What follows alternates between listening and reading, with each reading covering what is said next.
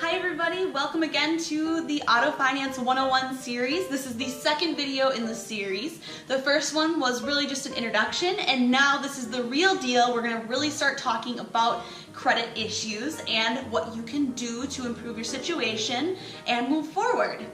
Today we're going to be talking about credit and the basics of what makes up your credit score, because a lot of times we think of this credit score as a terrifying 3-digit number that you have no control over and you can do nothing about. But that's not a reality. You can do a lot about your credit score, and there's a lot of different resources you can go to if you want to know how to improve your score.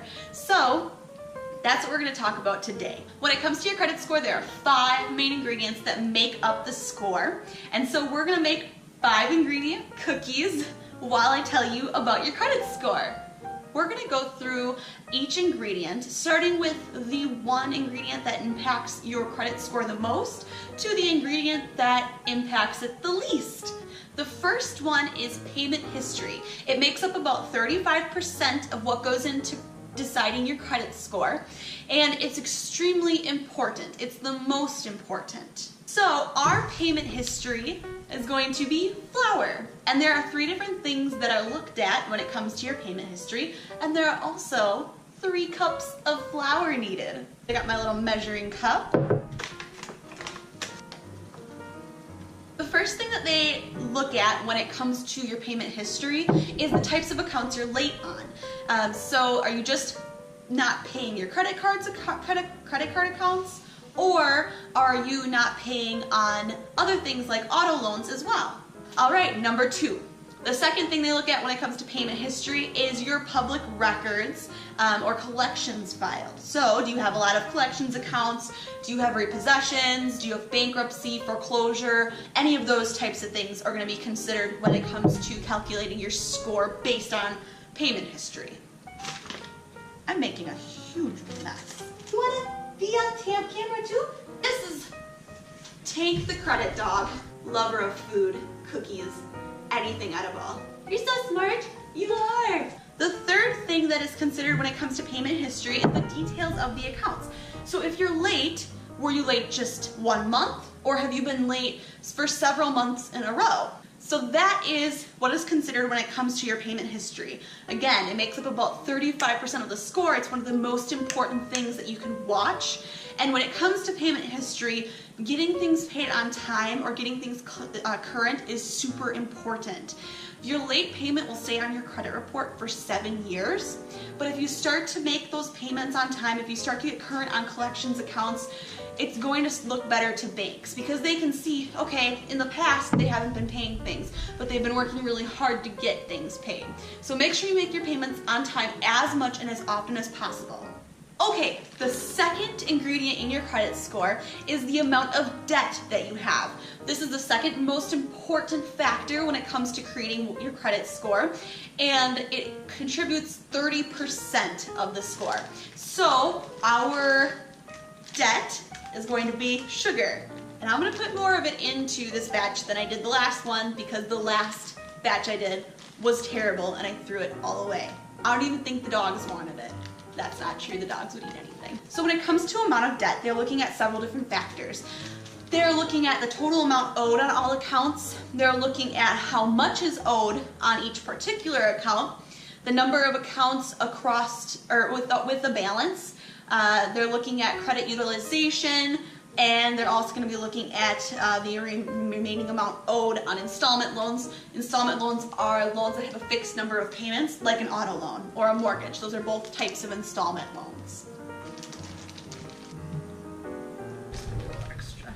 So one thing to keep in mind when it comes to the amount of debt is the debt to income ratio, your debt to income ratio. The bank will never loan you money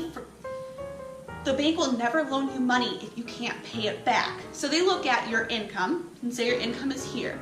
And then they look at your debt owed. So your payments per month. They total up all the payments that you're expected to pay each month.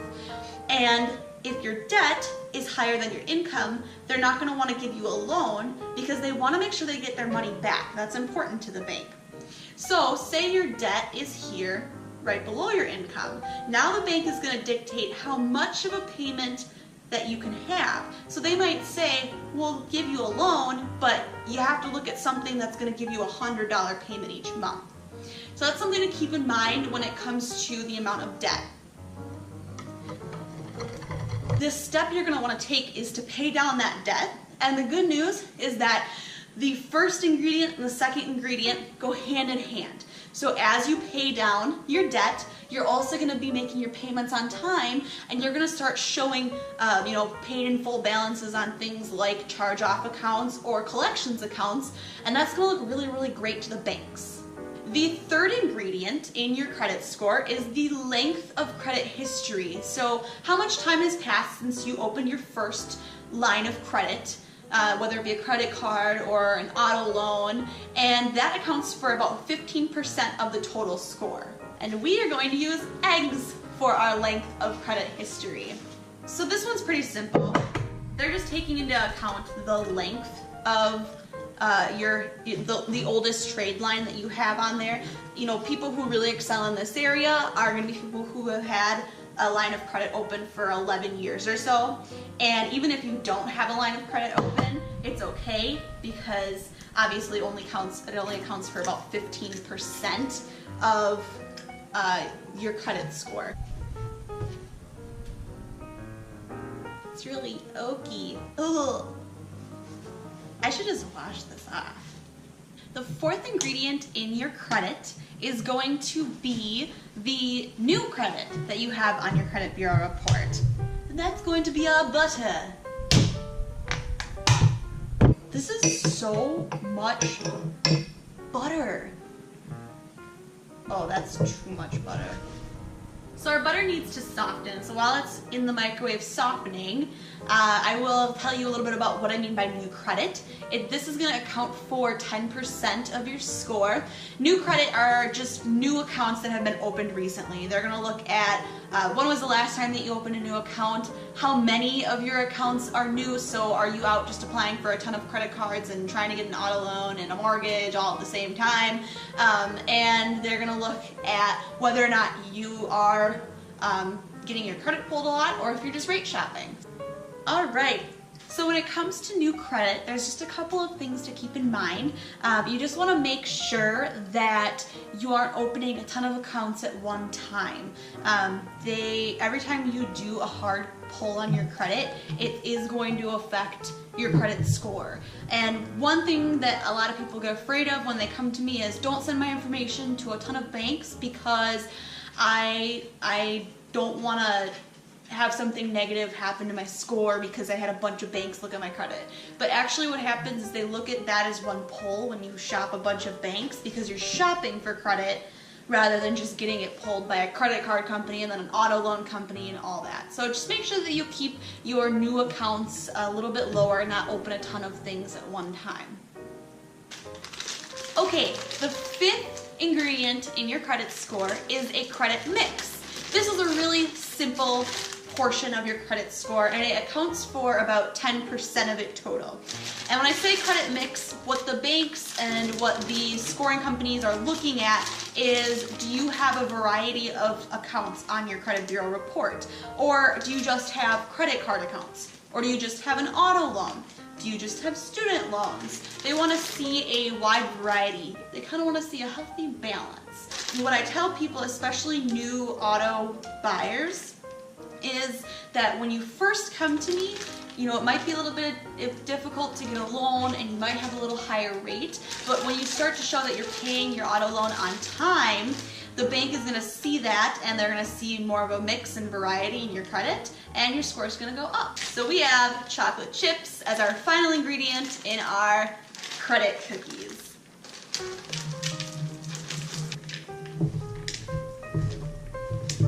There we go. Looks good. Okay, so we've come to the end of our video, and you're probably feeling like, okay, that was a lot of really great information, but I need a car right now, and my credit is bad right now, and I don't really have time to wait until, making payments increases my credit score.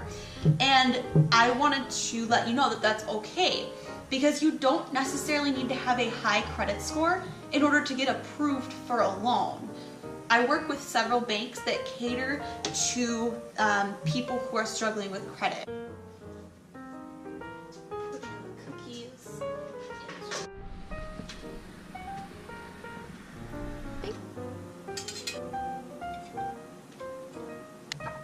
All right, we've reached the end of our videos. We've made our credit cookies. I hope that all the information I gave you is helpful. If you have any questions, please feel free to reach out to me. You can private message me, or you can always follow me on Facebook or text me. I've posted a few different links that have my cell phone number attached to it. So feel free to reach out. If there's anything you want to see in the next video, let me know. And other than that, if you're looking for a vehicle, keep me in mind. I can help you from start to finish, and I would love to do that for you. Make sure to like and follow my dealership, Waconia Ford. Waconia Ford. I'll put out a new video every single Wednesday, so be on the lookout for that. So thanks for watching, and we will see you again next time. Bye! Bye! Goodbye! Bye, bye, bye! These are not better at all.